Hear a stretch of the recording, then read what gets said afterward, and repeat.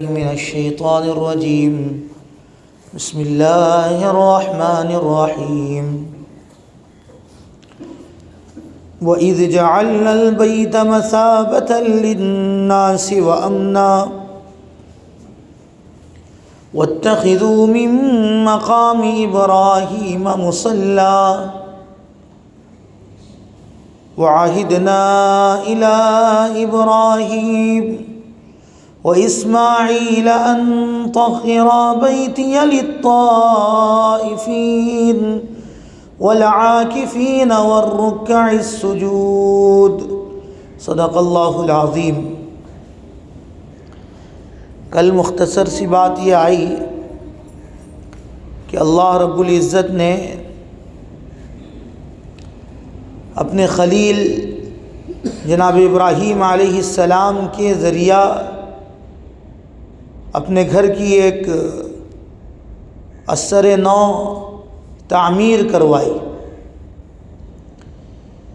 حضرت اسماعیل علیہ السلام اس میں زیادہ تر پیش رہے کیونکہ ان کی زندگیاں قربانیوں سے بھری ہوئی تھی، خصوصاً حضرت ابراہیم اور حضرت اسماعیل ان دونوں کی زندگیاں قربانیوں سے بھری ہوئی تھی، تو اللہ رب العزت نے ان دونوں کے ذریعہ سے بہت کام لیا پورے عالم انسانوں کے لیے۔ قرآن کریم کے اندر یہاں پر جو باتیں اللہ رب العزت کہہ رہا ہے وَاتَّخِذُوا مِن مَّقَامِ إِبْرَاهِيمَ مُصَلًّى، اے میرے محبوب آپ اپنے امتیوں سے کہہ دیجئے کہ مقام ابراہیم کو اپنی نماز کی جگہ بنا لیں۔ مقام ابراہیم کو اپنی نماز کی جگہ بنا لیں۔ کیا مطلب اس کا؟ اللہ آپ تو یہ بھی کہہ سکتے تھے نا کہ خانہ کعبہ کے سامنے نماز کی جگہ بنا لو، مقام ابراہیم کو نماز کی جگہ بنا لو کر کے آپ نے یہ الفاظ کیوں کہا؟ قرآن کے اندر اگر انسان غوطہ لگاتا ہے، کہتے نا کہ سمندر کے اوپر سے جاؤ گے تو کچھوے اور مچھلیاں اور یہ تانبل وغیرہ ملیں گے، انسان جب سمندر کے اندر جاتا ہے تو ہیرے اور موتی اور جوہرات ملتے ہیں۔ اس آیت کے اندر اگر انسان گھستا ہے، اللہ اکبر، کیا مقام، کیا اللہ تعالیٰ بتا رہے ہیں امت مسلمہ کو، وَاتَّخِذُوا مِن مَّقَامِ إِبْرَاهِيمَ مُصَلًّى۔ اے میرے محبوب، یعنی اللہ کے رسول صلی اللہ علیہ وسلم کی طرف مخاطب ہو کر کہا جا رہا ہے کہ آپ اپنی امت سے کہیے کہ مقام ابراہیم کو نماز کی جگہ بنائیں، مصلی بنائیں، اور انشاءاللہ قیامت کی صبح تک جو لوگ وہاں گئے ہیں ان کو معلوم ہے کہ مقام ابراہیم وہ مقام ہے جو تقریباً 13.25 میٹر خانہ کعبہ سے کی دوری پر، 13.25 میٹر کی دوری پر وہ جگہ مقیم ہے، یعنی سنہری جالی کے اندر اس کو ابھی اس وقت قید کر کے رکھا گیا ہے، جہاں پر امام حرم آج بھی وہاں کھڑے ہو کر خانہ کعبہ کی طرف رخ کر کے نماز ادا کرتے ہیں، اسی کو مقام ابراہیم کہا جاتا ہے، اور قیامت کی صبح تک انشاءاللہ العزیز وہی جگہ نماز کی ہوگی۔ لیکن ہم کو یہاں سمجھنا ہے کہ اللہ تعالیٰ اسی جگہ کو منتخب کیوں کیا؟ دوسری اور بھی جگہ تھی، حتیم کعبہ بھی تھا، اور اسی طرح جنت کا وہ پتھر حجر اسود کا جگہ بھی تھا، اور دیگر اور بھی مقام تھے، تو آپ رب العالمین اسی مقام کو کیوں قبول کیا؟ اگر آپ قرآن پر غوطہ لگائیں، اس آیت کو سمجھنے کی کوشش کریں کہ وَاتَّخِذُوا مِن مَّقَامٍ، مقام اسی چیز کا بڑھتا ہے، عظمت اسی کی بڑھتی ہے جو عظمت والا کام کرتا ہے۔ اگر کوئی انسان چاہے کتنا بھی چھوٹا ہو، کتنا ہی ادنا درجے کا انسان ہو، اگر اس کا تعلق کسی مقام والے آدمی کے ساتھ جڑتا ہے تو وہ ادنا انسان بھی اعلیٰ بن جاتا ہے۔ ارے بنتا نہیں بنتا، ادنا انسان کا مقام بھی مقام ہو جاتا ہے، اس کا بھی مقام اعلیٰ ہو جاتا ہے۔ کوئی یہ نہیں دیکھتا کہ یہ انسان غریب ہے، یہ انسان ادنا ہے، نہیں دیکھتا، وہ یہ دیکھتا ہے کہ اس کا تعلق اعلیٰ انسان سے ہے۔ اسی طرح حضرت ابراہیم علیہ السلام کا تعلق سب سے زیادہ کس سے تھا؟ اللہ رب العزت سے تھا، اور ایسا تعلق، ایسا گہرا تعلق تھا کہ دنیا اس کی مثال پیش نہیں کر سکتی، ایسا عجیب و غریب تعلق تھا۔ حدیث پاک کے اندر آتا ہے حضرت جبریل علیہ السلام نے فرمایا کہ پروردگار آپ ہمیشہ حضرت ابراہیم کے تعلق سے کہتے ہیں کہ ابراہیم میرا خلیل ہے، میرا دوست ہے، اللہ ہم اس کو آزمانا چاہتے ہیں، ہم اس بات کو آزمانا چاہتے ہیں۔ تو رب العالمین کی طرف سے یہ فرمان ہوا کہ جائیے آزمائیے۔ تو حضرت جبریل آئے انسانی شکل پر، اور آنے کے بعد میں حضرت ابراہیم علیہ السلام کو اس وقت اللہ نے مدین کے اندر خوب بکریوں سے نوازا تھا۔ سب سے زیادہ بکریوں کے مالک اگر اس وقت کوئی شمار ہوتے تھے تو وہ حضرت ابراہیم علیہ السلام شمار ہوتے تھے۔ تو بالآخر اللہ نے خوب ان کو بکریوں سے مالا مال کیا تھا۔ حضرت جبریل تشریف لائے، اور لانے کے بعد میں ایک درخت یا ایک پہاڑ یا ایک پتھر، ان دونوں روایت ہے، ان دونوں سے ٹیک لگا کر حضرت جبریل نے کھڑے ہو کر دعا پڑھنی شروع کی۔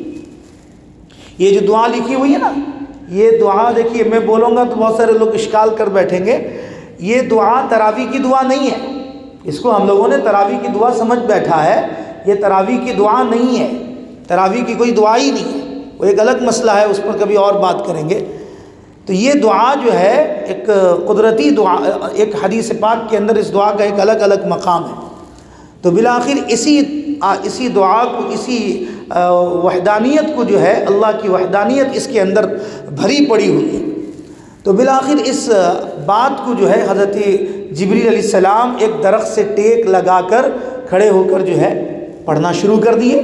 جب پڑھنا شروع کیے، ایک انسان جس سے محبت کرتا ہے، اگر جس شخص سے جو انسان محبت کرتا ہے، اس کا تذکیرہ اگر انسان تھوڑا سا بھی سنتا ہے نا تو اس کی طرف مائل ہو جاتا ہے۔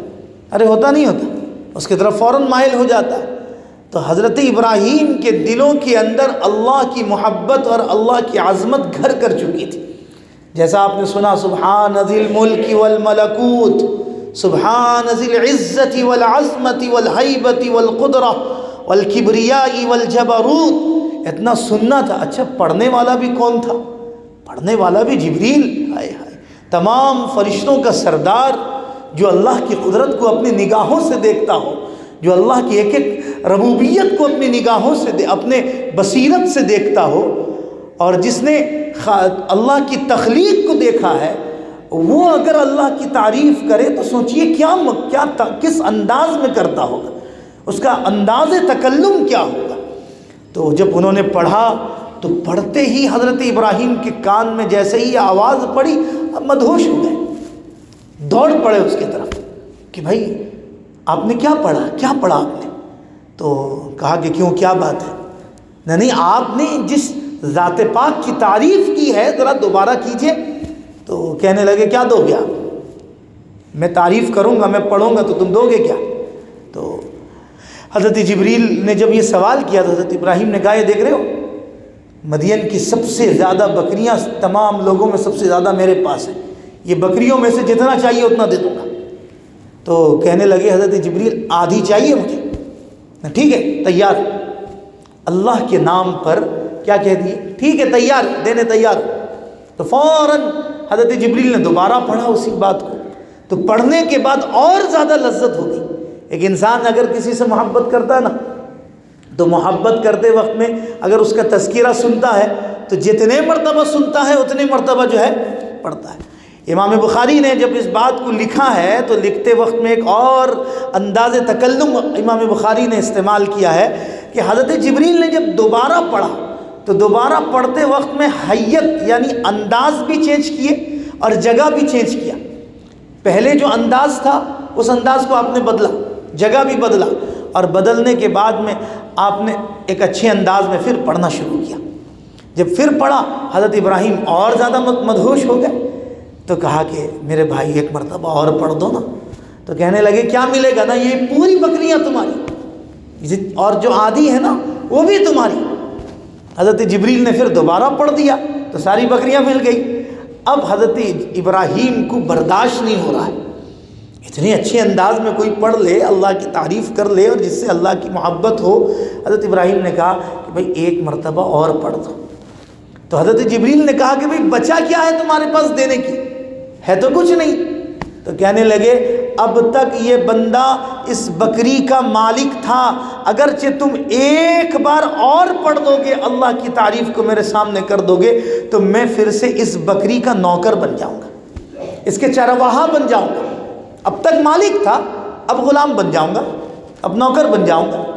یعنی سوچئے اس سے کہ محبت کس درجے کی تھی.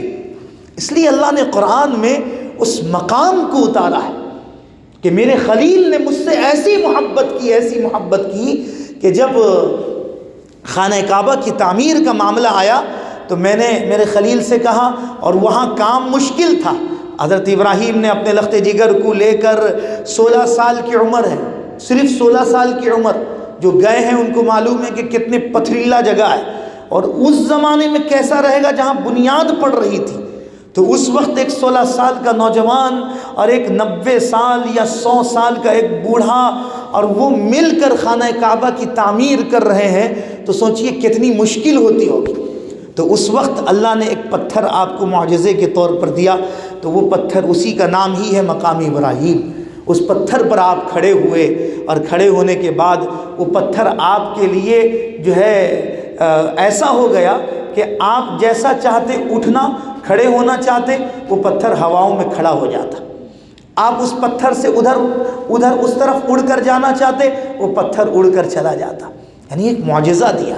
جس انسان کے دل کے اندر اللہ کی محبت ہوگی، یہ پیغام دیا کہ محبت خدا اپنے دل میں پیدا کر لو، دنیا کی ہر چیز کو تمہارا تابع کر دیا جائے گا. پتھر کبھی اڑ سکتا ہے؟ ارے اڑ سکتا ہے؟ نہیں اڑ سکتا. اللہ کی محبت دل کے اندر آئی، اللہ نے پتھر کو تابع کر دیا. ارے کیا نہیں کیا؟ تو یہاں اللہ یہی بات کو سمجھا رہا ہے. من مقام اسی وقت پڑھا، ابراہیم مصلی، ہم نے اس لیے پڑھا دیا تاکہ لوگوں کو پتہ چل جائے کہ تم میرے ہو جاؤ گے، دنیا کو میں تمہارے تابع کر دوں گا.